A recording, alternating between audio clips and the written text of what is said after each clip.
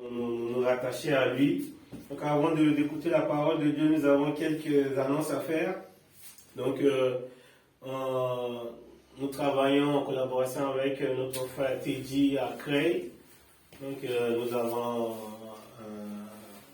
préparé une journée d'évangélisation sur Creil. Ça aura lieu au mois de février. Donc le 5 février, nous allons partir à Creil pour 2 jours.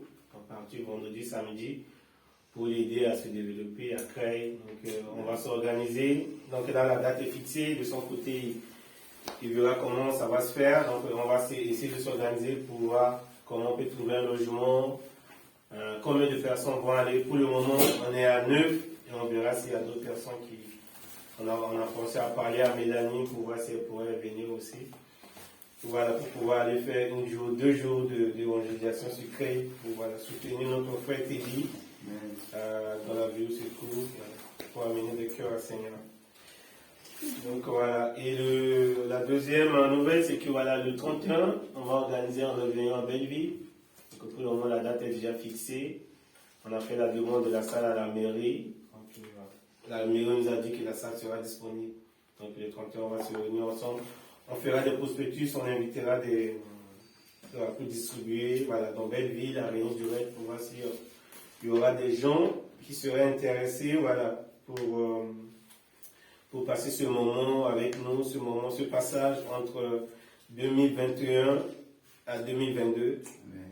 Voilà, ça sera un moment, encore un moment de gratitude, de reconnaissance pour tout ce que le Seigneur a fait pour nous. Amen.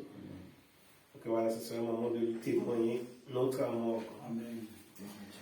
Donc voilà, nous allons ouvrir notre Bible dans Genèse. On va commencer à Genèse 35. Du verset 1er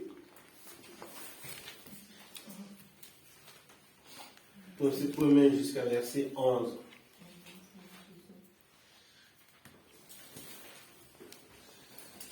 La Bible dit: Jacob demeura dans le pays de Canaan où avait séjourné son père. Voici la postérité de Jacob. Joseph, âgé de 17 ans, faisait paître le troupeau avec ses frères. Cet enfant était auprès des fils de Bila et des fils de Zilpa, femme de son père. Et Joseph rapportait à leur père leurs mauvais propos. Israël aimait Joseph plus que tous ses autres fils, parce qu'il avait eu dans sa vieillesse. Et il lui fit une tunique de plusieurs couleurs. Ses frères virent que leur père l'aimait plus qu'eux. Ils le prirent en haine. Ils ne pouvaient lui parler avec amitié. Joseph eut un songe. Avant de continuer la lecture, j'aimerais attirer notre attention sur le favoritisme et le fait de discerner, de discriminer les enfants. Quand on a des enfants, il faut les aimer. Il faut aimer nos enfants, tous. On en a 10, il faut tous les aimer. Parce que quand un enfant ne se sent pas aimé, quand un enfant se rend compte que son papa ne l'aime pas plus qu'un autre, ça peut créer de la jalousie. Ça peut créer de la haine. Et on a vu que Jacob aimait Joseph plus que ses frères, et ça crée de la haine dans le cœur des autres frères de Joseph. Donc nous devons faire très attention quand nous avons des enfants. On a 1, on a 2, on a 10 enfants. On doit les aimer tous. Si on doit punir un, si un a fait une faute, faut le punir.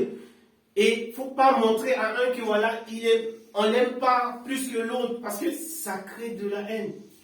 Et on va voir au cours de notre lecture ce que ça peut créer. Et on sait que le diable se sert de cette petite chose pour entrer et détruire la famille de Dieu. Le diable se sert de cette petite fenêtre. Quand dans une famille on montre que voilà, on n'a pas d'amour pour certains, ça va créer de la haine, ça va créer de la jalousie. Et les enfants ils vont grandir avec ça. Et quand les enfants grandissent avec ça, ça peut être dangereux. Si ces enfants ne connaissent pas Dieu, ça peut créer de la division, ça peut diviser la famille. Donc quand nous avons des enfants, aimez-les équitablement. Il faut qu'ils soient sur le même point d'égalité. Si on a 1 euro, on doit partager à tous les 3. Si on fait ça, les enfants sauront qu'on les aime. Donc faisons très attention. J'ai fait une petite recherche aussi dans certains pays où il y a eu des génocides, où il y a eu de criminalité. Parce que dans ces pays, il y a du favoritisme. Il y en a qui se sentent bien aimés, d'autres qui ne se sentent pas bien aimés. Et quand les gens ne sont pas bien aimés, souvent ça crée de la haine, ça peut créer de choses très très mauvaises. On voit qu'il y a de criminalité dans certains pays. Parce que si vous allez dans ces pays, vous vous rendez compte qu'il y a une classe qui est favorisée, une autre qui ne l'est pas. Et ça, c'est très très dangereux. Ne laissons pas cette fenêtre au diable de revenir dans notre famille, de nous détruire par ce genre de choses. Donc, aimons nos enfants de tous nos cœurs, tous pareillement. Donc, nous allons continuer notre lecture. Donc, Joseph eut un songe, il le raconta à son père, à ses frères, qui le haïssent encore plus davantage. Déjà, le fait qu'ils ont déjà une haine pour Joseph, sûrement si Joseph raconte encore ces genres d'histoires, ça fait que alimenter de la haine. Donc voilà, donc ce qui est très important, voilà, c'est que nous devons aimer nos enfants tous de la même manière. Nous allons passer donc voilà, chapitre verset 6, Jacob eut un songe, il le raconta à ses frères qui le haïssent encore davantage, il leur dit, écoutez donc ce songe que j'ai eu, nous étions à lier des gerbes au milieu des champs, et voici ma gerbe se leva et se tint debout, et vos gerbes l'entourèrent et se prosternèrent devant elle. Ses frères lui dirent, est-ce que tu régneras sur nous? Est-ce que tu nous gouverneras? Et il leur haït encore davantage à cause de ses songes et à cause de ses paroles. Il eut encore un autre songe et il le raconta à ses frères. Il dit, j'ai eu encore un songe et voici le soleil, la lune et 11 étoiles se prosternèrent devant moi. Il le raconta à son père et à ses frères. Son père le réprimanda et il lui dit, que signifie ce songe que tu as eu? Faut-il que nous venions, moi, ta mère et tes frères, nous prosterner en terre devant toi? Ses frères eurent l'envie contre lui, mais son père garda le souvenir de ces choses. Quand nous créons de la discrimination entre nos enfants, ce n'est pas la faute de l'enfant. C'est nous les parents qui nous devons faire très attention.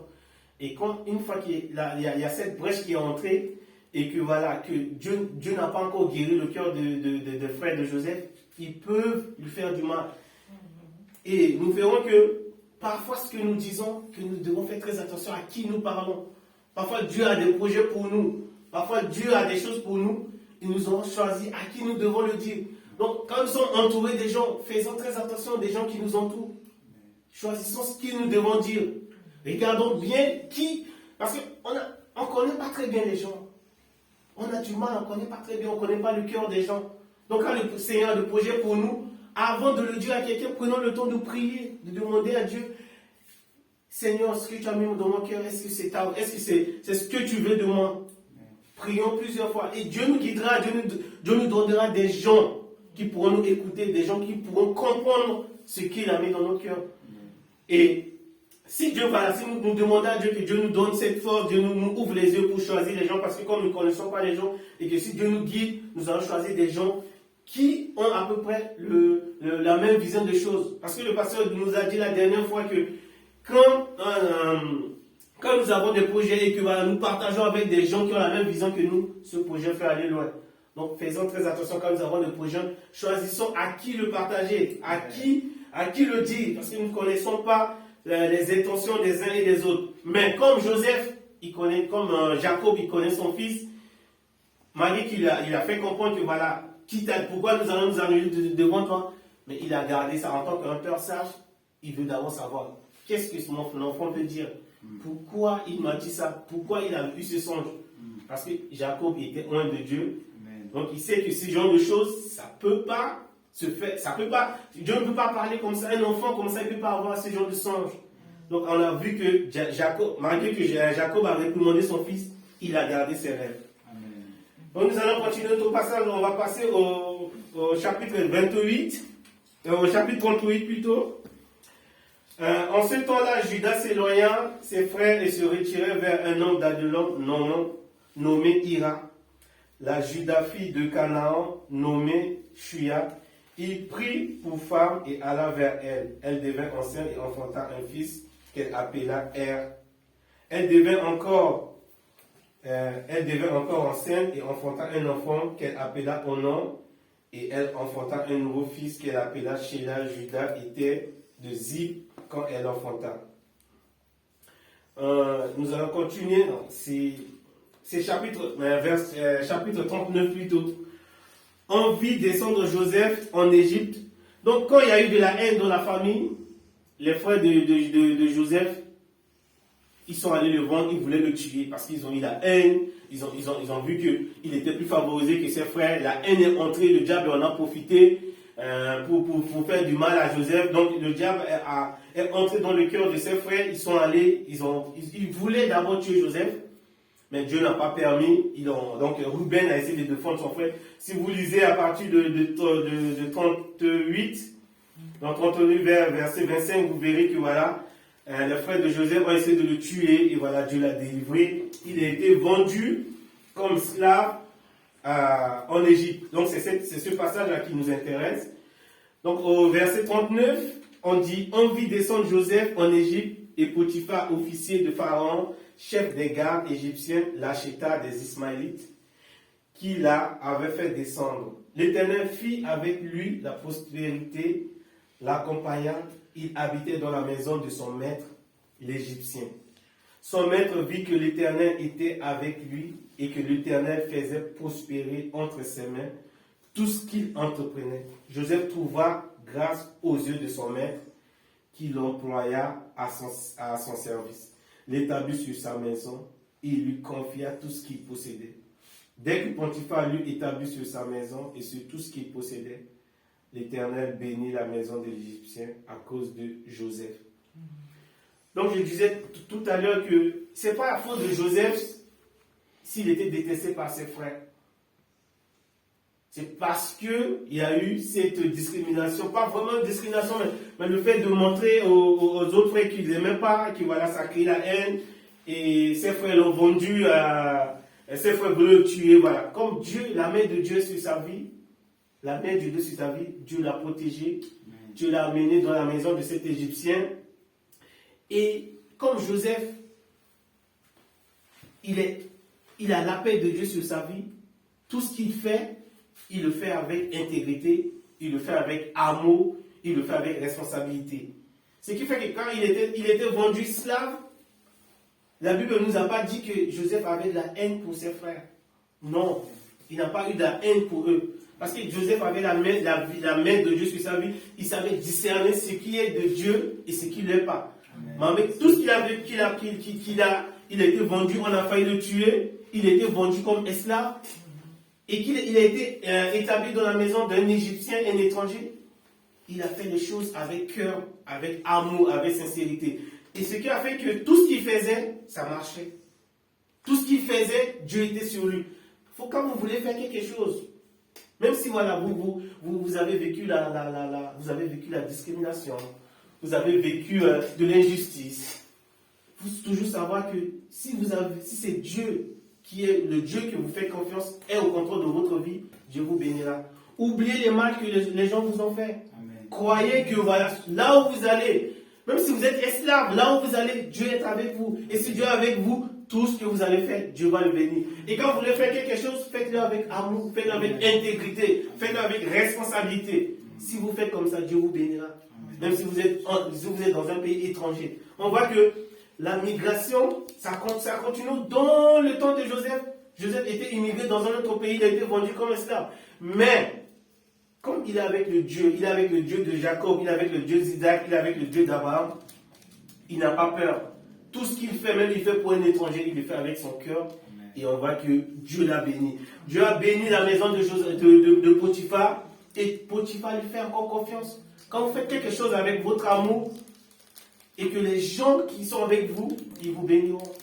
Parce qu'ils voient en vous la main de Dieu. Ils voient en vous l'amour, ils voient en vous la responsabilité. Ils voient en vous l'intégrité. Et on a dit qu'à cause de Joseph, à cause de ce qu'il fait pour Joséphat, Dieu l'a béni. Nous allons continuer au verset 6. Nous allons continuer au chapitre 39, verset 6. Il abandonna aux mains de Joseph tout ce qui lui appartenait et il n'avait avec lui d'autre soin que celui de prendre sa nourriture. Joseph était beau de taille et beau de figure.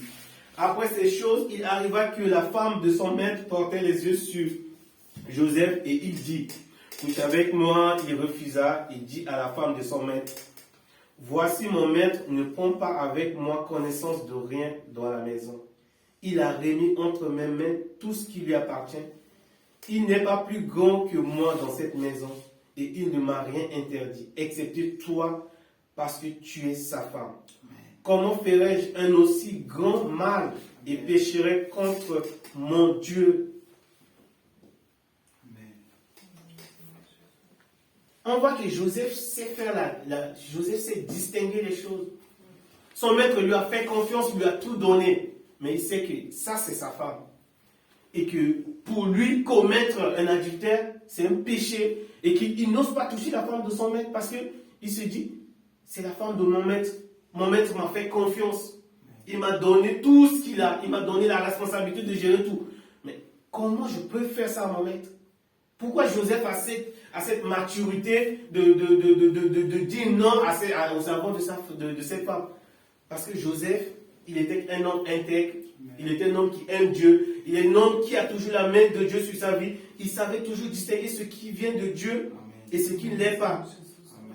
Donc il refusa de coucher auprès d'elle et d'être avec elle. Un jour qu'il était entré dans la maison pour faire son ouvrage et qu'il n'y avait là aucun des gens de la maison, elle le faisait par son vêtement, elle le saisit par son vêtement, en disant, couche avec moi.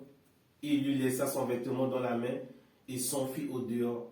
Lorsqu'elle vit qu'il lui avait laissé son vêtement dans la main et qu'il s'était enfui dehors, elle appela les gens de sa maison et leur dit, voyez, il nous a amené un hébreu pour se jouer de nous. Dans ce passage, il y a quelque chose qui a attiré mon attention.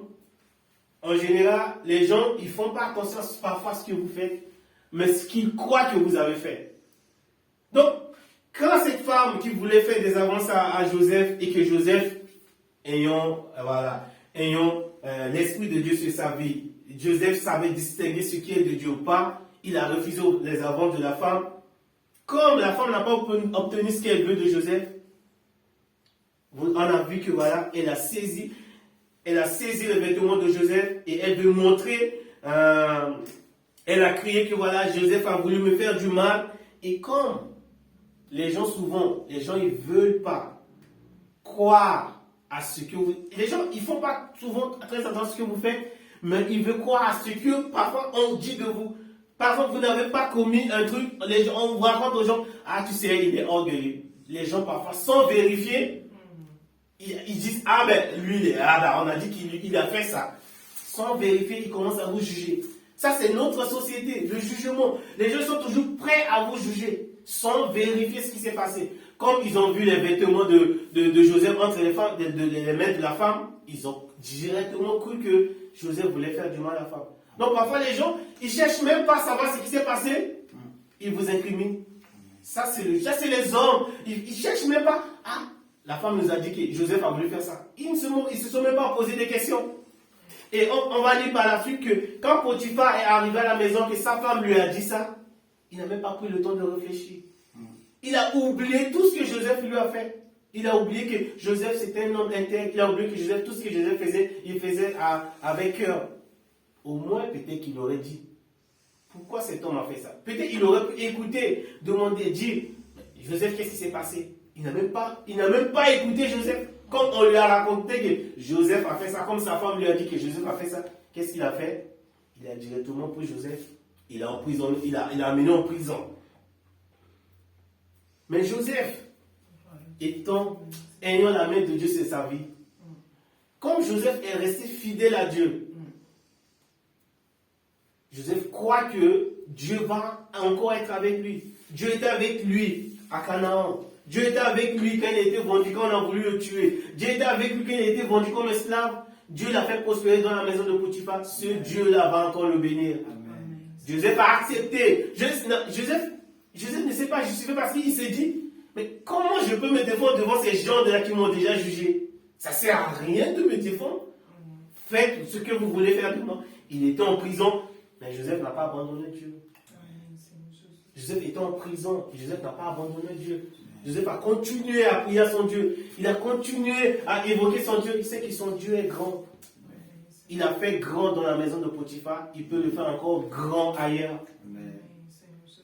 Et si on va continuer à lire l'histoire de Joseph, on va sauter le 40, on va passer au 41. Donc, Joseph a été un prisonnier, Joseph a accepté d'aller en prison, Joseph ne s'est pas défendu parce qu'il sait que les gens, de toute façon, les gens croient seulement ce qu'on a déjà raconté de lui. On a déjà dit que Joseph a fait ça. Il s'est dit, ça ne sert à rien de me défendre. Pourquoi je me défendrais devant des gens comme ça qui ne vont même pas me comprendre? En plus, je suis étranger parmi eux. En plus, tout ce que Joseph faisait avec intégrité, ça peut créer de la jalousie. Parce que quand vous êtes trop intègre, quand vous faites des choses bien, vous ne fuyez pas votre responsabilité. Et quand vous faites des choses comme ça ne plaît pas à tout le monde. Ça ne plaît jamais à tout le monde. Et quand cette femme a dit que voilà, Joseph a voulu me faire ça, tous les gens de la maison de Potiphar l'ont incriminé. Et Potiphar même bien. Potiphar, qui lui faisait confiance, il n'a même pas écouté Joseph. Il a fait quoi? Il a amené Joseph en prison. Et Joseph en prison, il a continué à servir le Seigneur. On va vers le chapitre 41. Au bout de 2 ans, Pharaon eut un songe. Voici, il est près du fleuve. Et voici 7 vaches belles du fleuve qui se mit à paraître dans la prairie. 7 autres vaches laides à voir et maigres de chair montèrent derrière elles hors du fleuve et se tinrent à leur côté sur le bord du fleuve. Les vaches laides à voir et maigres de chair mangeaient les 7 vaches belles vaches belles à voir et graisses de chair. Et Pharaon s'éveilla, il se remondit et il eut un second songe. Voici 7 épis gras et beaux montèrent sur une même tige. Et 7 épis maigres et brûlés par le vin d'Orion poussaient après eux. Les 7 épis maigres engloutirent les 7 épis gras et pleins. Et Pharaon s'éveilla, voilà le songe. Donc la Bible nous dit que malgré que Joseph a été incriminé, Joseph a été jugé faussement, il était bien sûr en prison. Et dans la prison, Joseph a continué à prier le Seigneur. Et le Seigneur l'a béni encore. Il avait le don d'interpréter des songes des gens dans la prison. Il a interprété des songes des gens bien. Il a interprété des gens pas bien. Et au final, tout ce qu'il disait, tout ce qu'il expliquait dans les songes, ça se réalisait. Et si vous lisez à partir de 40, vous verrez que voilà, Jacob a interprété le songe d'un homme qui était devenu riche. Il était allé travailler auprès de Pharaon. Et cet homme, quand il a vu que voilà, Pharaon a eu ce songe, qu'est-ce qu'il a fait? Il a dit à Pharaon, je connais quelqu'un dans la prison qui avait interprété les songes. Et Pharaon a fait venir Joseph. Et Joseph a interprété les songes de Pharaon. Donc, ce que la Bible essaie de nous dire là, c'est que notre fidélité à Dieu, malgré les situations difficiles, malgré l'injustice que nous avons subie, malgré la discrimination, et bien sûr, il a été accusé faussement. Mais il n'a pas oublié, il est toujours resté fidèle à Dieu. Et on a vu que quand il était sur Potiphar, il était sur Potiphar, il a fait prospérer Potiphar. Il a amené les richesses de Potiphar dans une autre dimension. Et là maintenant, il est appelé par Pharaon. Vous imaginez en Égypte antique, c'était un grand pays. Potiphar, c'était un homme riche en Égypte. Il avait de la richesse. Et on a vu que Joseph, il n'enviait pas ce que Potiphar avait. Il a juste travaillé pour Potiphar. Si Joseph s'était juste contenté du peu que Potiphar avait, peut-être qu'il allait commettre l'adultère avec la femme de Potiphar et il allait rester dans son minuscule richesse de Potiphar. Mais la Bible nous dit que Pharaon a appelé Joseph. Joseph a interprété les songes de Pharaon. Et Joseph a nommé Pharaon premier ministre d'Égypte. Joseph, il travaillait pour Potiphar. Potiphar, c'est un homme qui était riche. Si Joseph s'était contenté, par exemple, juste de ce truc de Potiphar, il n'enviait pas les choses de Potiphar. Il travaillait avec intégrité Potiphar. Mais il avait l'intégrité, il avait l'amour, il avait la responsabilité. Et comme il travaillait avec son cœur, avec son amour, il n'a pas jalousé les choses de Potiphar. Sinon, il allait peut-être trahir Potiphar. Peut-être s'est dit, voilà, je vais être avec la femme de Potiphar. Peut-être qu'il avait rêvé autre chose, peut-être de faire mal à Potiphar et de prendre les biens de Potiphar. Mais il n'a pas eu ça. Il n'a pas trahi Potiphar. Il a été accusé. Faussement, il est allé en prison. Il est parti de Potiphar avec ses richesses de Potiphar. Au final, il a été nommé premier ministre d'Égypte. Vous imaginez la richesse que l'Égypte a après Pharaon, c'est Joseph. Donc, Joseph ne s'est pas contenté de voilà. Il se dit, non, je travaille pour Potiphar, j'ai de l'argent, je veux... Non, Joseph avait une autre vision des choses. Peut-être qu'il n'a pas vu ce que Dieu a préparé pour lui, mais à cause de sa fidélité pour Dieu. Amen. Parce qu'il est resté fidèle à Dieu, il n'a pas trahi Dieu, il n'a pas commis l'adultère, il n'a pas commis de péché dans la maison de Potiphar. On a vu que Dieu l'a élevé. Il a quitté Potiphar, il est allé en Égypte, il est devenu premier ministre d'Égypte, il a géré l'Égypte.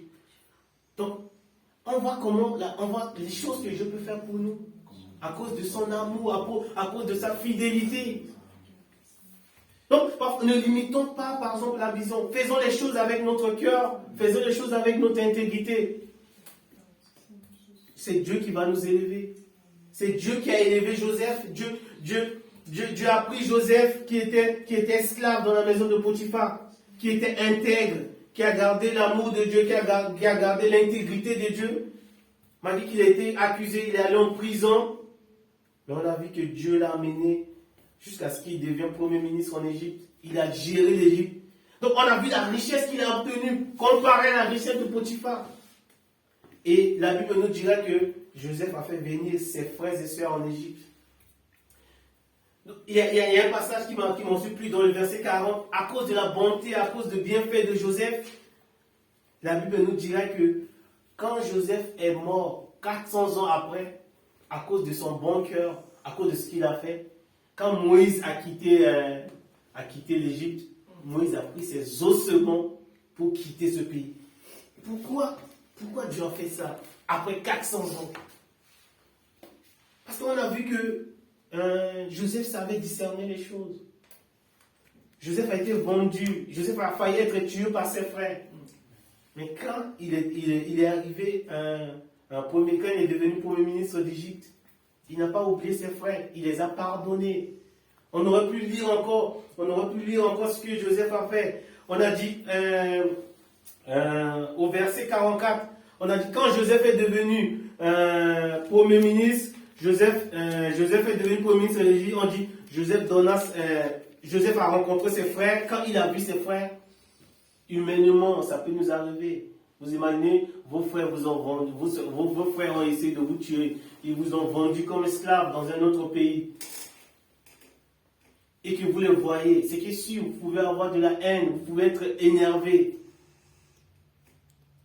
Mais, on a dit quoi? Joseph fut arrivé à la maison, quand il a vu ses frères, on a dit, quand Joseph fut arrivé à la maison, il leur offrait le présent qu'ils avaient apporté et il se prosternait en terre devant lui. Là, on est chapitre 40, verset 26. Donc, le songe que Joseph avait eu, que comme quoi ses frères allaient se prosterner devant lui, on a vu que ça s'est réalisé. Ils n'ont pas. Juste, j'ai sauté un passage parce que après que Joseph est devenu premier ministre en Égypte, si vous lisez un peu le passage de 43, il y a la famine au Canaan.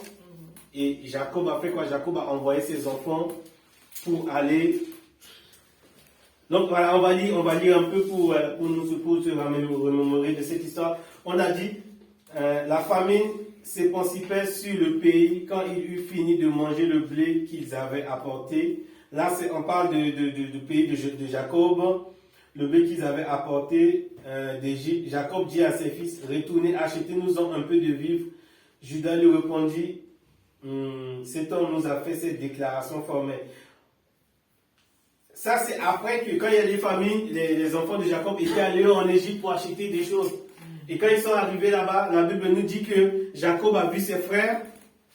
Et on va un peu lire, on va un peu lire à partir, je voulais sauter ces passages, mais je pense que ça va être intéressant de lire. Donc, au chapitre 41, on y dit, au chapitre 41,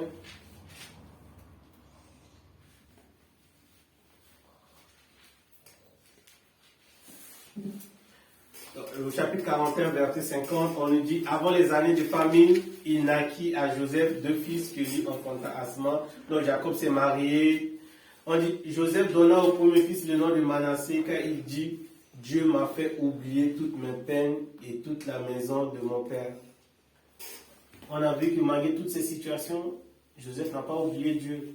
Quand Joseph est devenu prospère, il a eu des enfants. Il n'a pas oublié, bien sûr, la peine, il n'a pas oublié les souffrances, mais il a témoigné la gratitude vers Dieu. Il a donné un nom, le nom de son premier fils, c'était Manassé, et Dieu m'a fait oublier toutes ses peines.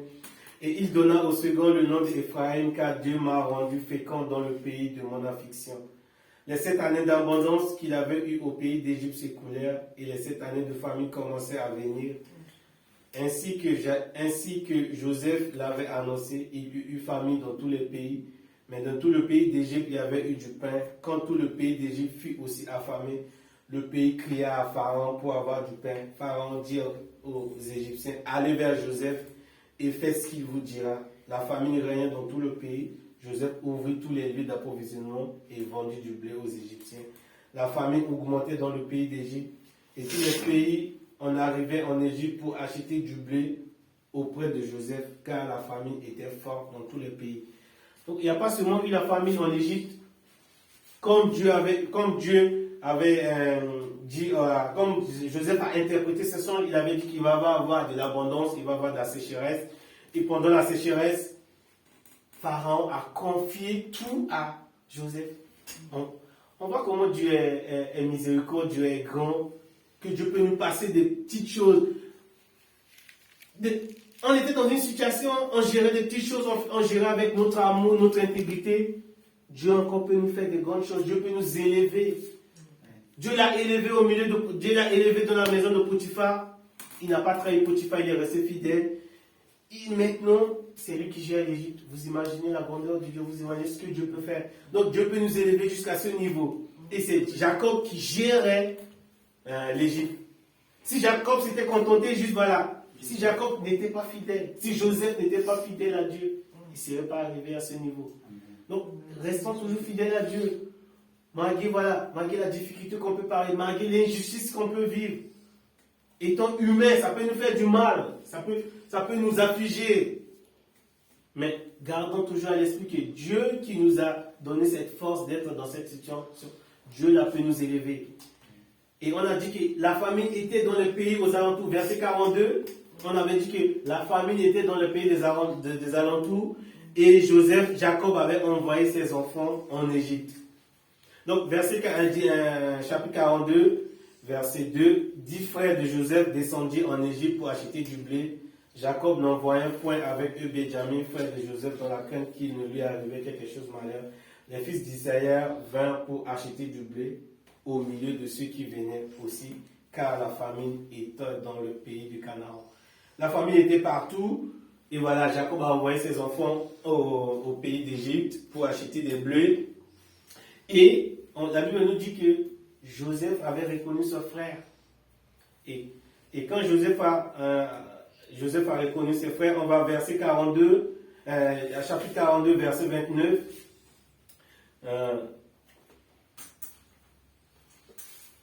Non, je veux parler aussi de la rencontre de Joseph avec ses frères.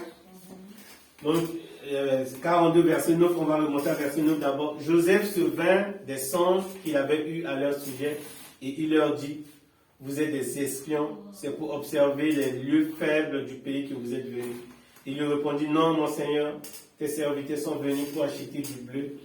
Nous sommes tous fils d'un même homme nous sommes sincères, tes serviteurs, nous ne sommes pas des espions. Il leur dit, nullement, c'est pour observer les lieux faibles que vous êtes venus.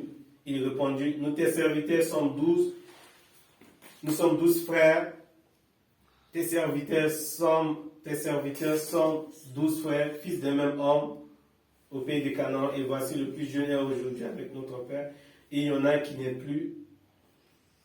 On a vu, après toutes ces années, les frères de Joseph, ils n'ont pas oublié ce qu'ils lui ont fait. Ils sont revenus devant lui, eux-mêmes, ils ont témoigné ce qu'ils lui ont fait du mal. Pourquoi? À cause de la fidélité. Si Joseph n'était pas resté fidèle à Dieu, est-ce qu'il serait arrivé à cette situation? Non.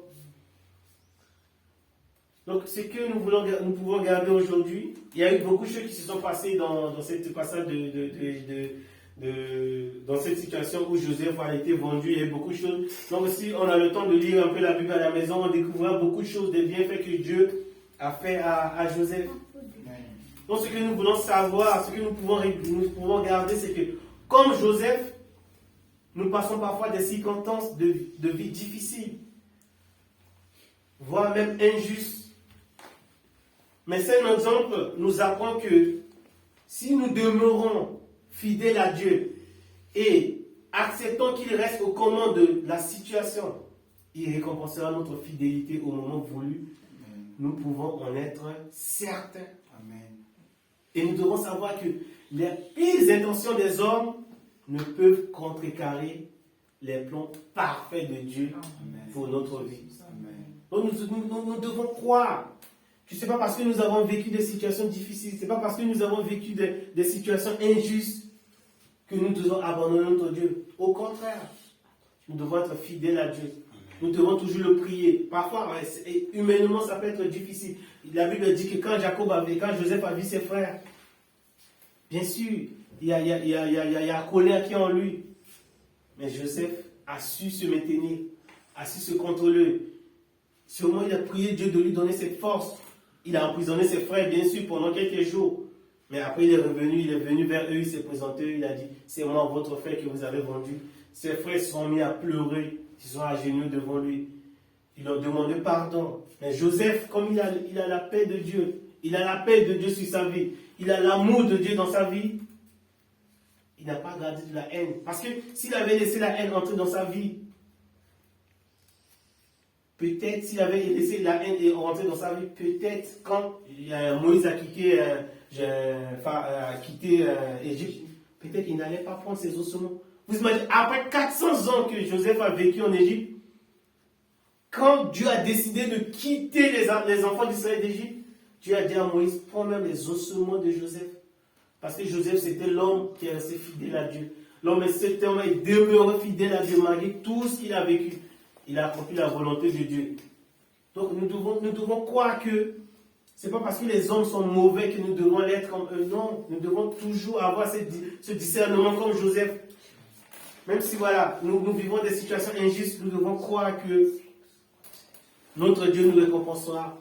C'est notre Dieu qui est au contrôle de tout. Amen. Donc ce que nous devons comprendre, nous devons garder, c'est que les intentions, les pires intentions de l'homme ne peuvent contrecarrer les plans parfaits de Dieu. Amen. Donc là encore ce matin, Dieu nous rappelle de demeurer dans sa fidélité. Amen. Et de savoir discerner ce qui est de lui et ce qui n'est pas de lui. Amen. Dieu nous rappelle encore que les hommes peuvent être mauvais, les hommes peuvent être méchants, Amen. Les hommes peuvent être injustes, mais Dieu, il récompensera toujours notre fidélité. Amen. Et il récompensera toujours l'amour et l'intégrité que nous avons pour lui. Donc aujourd'hui, Dieu nous parle encore de sa fidélité, de son amour, de son intégrité. C'est que dans notre jour, dans notre vie quotidienne, dans notre marche de chaque jour, dans tout ce que nous voulons entreprendre, de tout ce que nous voulons faire, nous devons demeurer fidèles à Dieu. Nous devons discerner ce qui vient de Dieu et ce qui n'est pas. Amen. Dieu nous récompensera. Parce que c'est lui qui nous connaît. C'est lui qui nous connaît mieux que nous-mêmes. Alléluia, Seigneur. Alléluia, Seigneur.